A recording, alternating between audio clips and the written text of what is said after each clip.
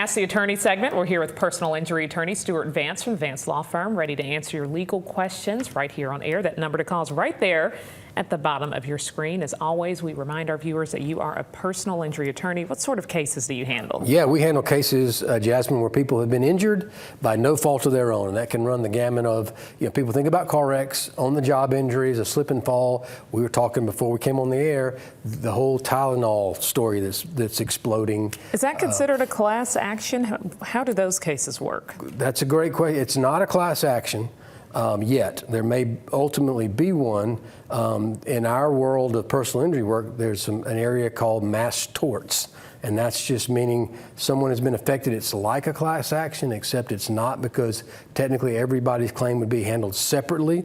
But what ends up happening, and a good example of this would be Camp Lejeune. A couple of years ago, we were talking about in North Carolina when people were in the Marine Corps or worked there, lived there in Camp Lejeune, North Carolina. They had opened up the government said, we're going to pay for anybody. There was bad water caused, they believe, different types of health problems. And so they opened that up, and that became, and still is, it's still ongoing. We handled a lot of those cases, and it's now in the federal judge put it in a group together, but it's different than a class action, so not to bore you with all the details.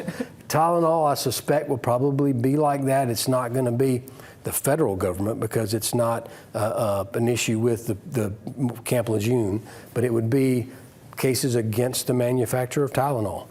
So if someone, and there are already cases that have been filed out in the world by that. So just because they announced that this week, there are already some lawyers around the country that have felt like that was something that they should look into.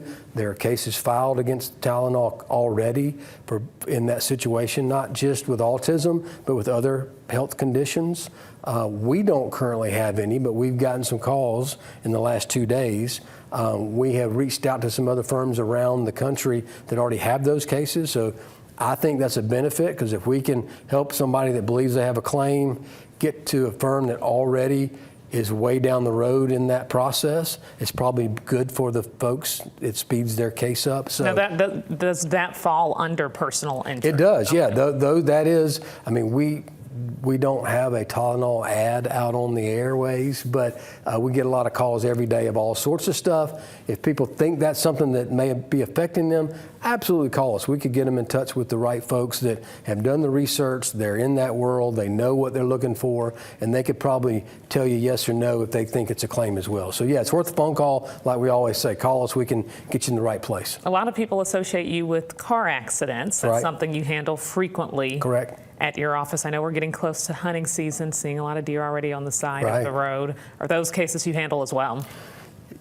People call about those.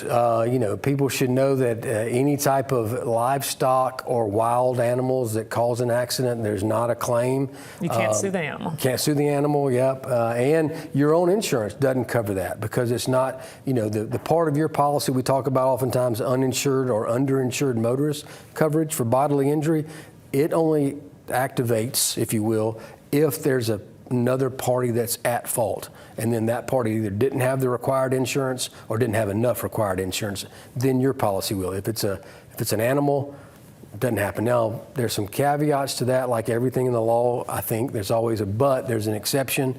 That typically applies to like farm animals is what That's right. I was going to say like a cow or something that got out and it's in the city limits and it hurt someone. Now the owner of the livestock may have some culpability because they should have kept their cow in.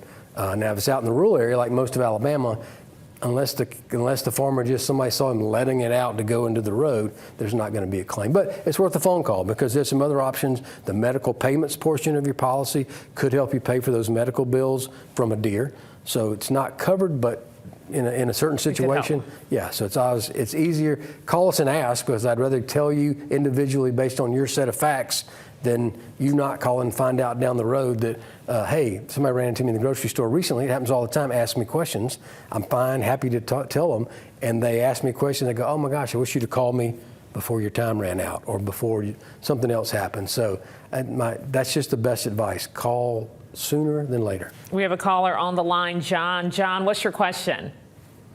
remember several years ago when Tylenol had problems because somebody had went into the stores, was taking the cap off and taking the cotton off, and I think they were going in there and poisoning. Wasn't that something that happened with Tylenol several years ago? No, I think that was in the 80s. I think you're right. Yeah, that's been a minute ago. Yeah, a long time ago. And there were some tampering-proof things, and maybe that was before everybody started putting the foil. There was a whole top. documentary recently about the child safety Tops. and Yeah. that case as well. That is. Now, that doesn't apply in this situation. It's totally different. But yeah, and that's going back to the reason we have seat belts in all of our vehicles, or because of claims that were made, hey, that the automobile manufacturers knew or should have known that they could prevent all the injuries. I'm surprised that school buses aren't in that world now. Everybody puts their kid to get on the bus, and as you know, or maybe you don't know, there's not a seatbelt on those buses when kids are going back and forth to school. So, that's something that I'm surprised hadn't happened yet. Probably will happen down the road. But again, it always comes back to call and ask any questions. We hear all sorts of things and things I can't even make up. And I'm happy to talk through it.